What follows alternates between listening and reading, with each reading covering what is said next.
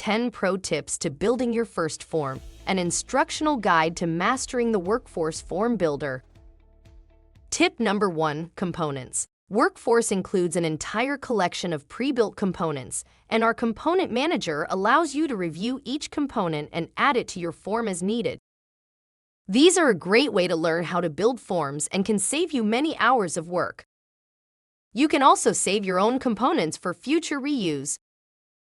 Forms can be used on a phone, a tablet, a monitor, emailed as a PDF, even printed on good old-fashioned paper. In many cases, your form might be used by all the above. The best approach is to build a form that looks great in what we call paper mode. This is how it will appear on your desktop or printer, or even as a PDF. Then add parameters to alter the form for smaller devices you might use. A table might look perfect on a tablet, but might be hard to use on a phone. You can tell your form to make your table behave differently if the screen size is smaller than, let's say, 5 or 6 inches. Now on smaller devices, the table will pan right and left instead of trying to fit to the screen. Much easier to use. You can tell layout grids to pan or stack on smaller devices by designing your form to look great when full page and to reconfigure when on small devices. This way, your form will always look good and be easy to use and view under every circumstance. Just be aware that screen resolutions can alter the appearance on some devices.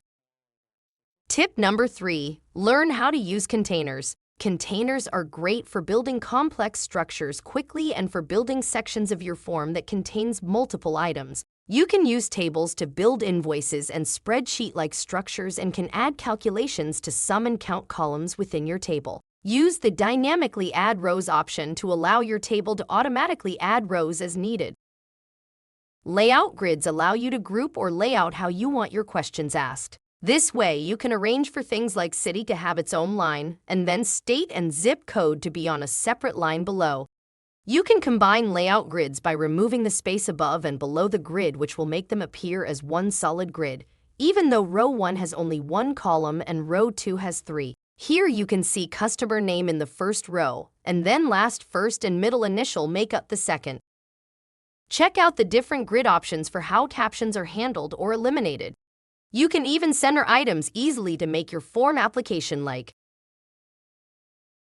Tip number 4, use the repeatable function. This is great when you don't know how often a set of questions needs to be answered. Let's say you must inspect every floor of a building. You can use a repeatable to ask, would you like to inspect another floor, and it will keep asking until you are done. You can even nest repeats. Add a room repeat into a floor repeat, and now you can account for and inspect every room on every floor. Tip number 5, use the dynamically add rows function. Are you building an invoice or checklist where you need to include multiple items from a data source? Use the dynamically add rows function so the form knows to add a row after each item selected. Tip number 6, adding data sources. Learning how to add data into your form is one of the most powerful options you can master. Use the data tool to select a data source. This will tell your form to make sure that the most current data is always downloaded to your device. This means if your worker is out of coverage, they still have access to all the data needed for drop-downs and other functions. Use the retrieve function to pull data from a data source located in the cloud. This allows the user to have immediate access to data that is constantly being updated by other workers in real time. Tip number 7, modifying data sources. Workforce allows one form to modify the data of another. This can be done when a form is submitted or in real time while a form is still in use. Let's say you build a receiving form. Once your form is submitted, you can instruct the form to navigate through your table and modify the quantity on hand in the inventory database of each product received. Here, the form is saying that a quantity of 25 of product 1 was received and is now updating the inventory to show that the new amount of product 1 is now 30. Tip number 8, use form links. Create a form link of a published form so you can share it easily with others, like customers, contractors, suppliers, and others. Need to get some quick feedback? Send a form link in an email and people can review your form without having to first set up a device or be added to the doForms ecosystem.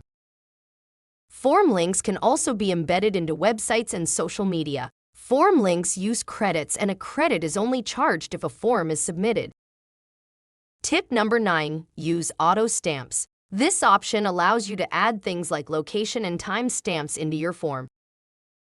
Let's say you take a picture. You can set up auto stamps to automatically add the location coordinates and the time the picture was taken. You can also make these stamps non-editable, so the integrity of the collected data is protected. You can also lock signatures as well. And finally, tip number 10, only display this question if. There are many places you can use logic in forms. The most powerful option is only display if. This allows you to easily hide pages and questions until they are relevant. Here, the user is only asked to include a photo on their form if they select yes for if their package was damaged. For more info on building complex forms using Workforce, contact us today at 1-855-DoForms. You can also visit our website at doForms.com, or if you'd like to schedule training, you can email us at training@doForms.com for one-on-one or group trainings.